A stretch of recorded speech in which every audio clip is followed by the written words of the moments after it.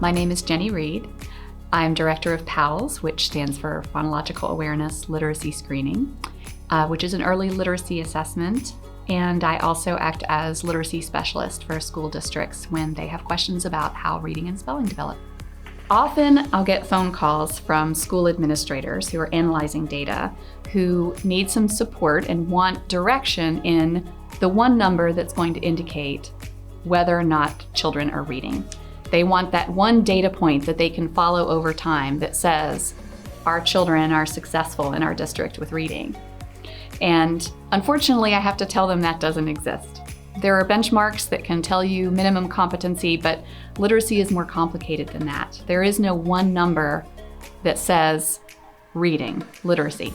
There are lots of different things that we look at to measure reading, but what we can say is when children are struggling, when they have been identified as being a child who's at risk for a reading difficulty or having some type of reading difficulty for whatever reason, most of the time, the difficulty is due to a lack of fluency. And we define fluency in many ways, but generally, we measure fluency in accuracy and reading rate, whether or not they're able to decode the words on the page automatically and at a decent rate. Teachers and administrators will say, but the whole point of reading is we want them to read for meaning. So we want to look at comprehension. Are they actually comprehending what they're reading? And that is important. But the simple view of reading that has held up over time, and this has been around for a long time, still seems to hold up, is that reading comprehension is the product of fluency and language comprehension.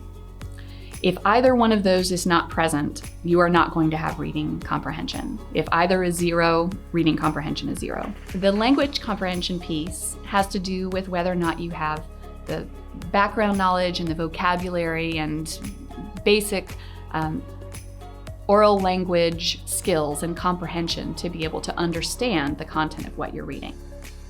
So an example might be, if I'm reading a story aloud to children in class, which of those children are comprehending the story? They understand the words I'm speaking, they understand the ideas in the story, they are able to connect to the story. That is the language comprehension piece. Most children who are identified as struggling readers, they may have also language comprehension issues, but the basic issues, the basic source of their problem most of the time is the fluency side.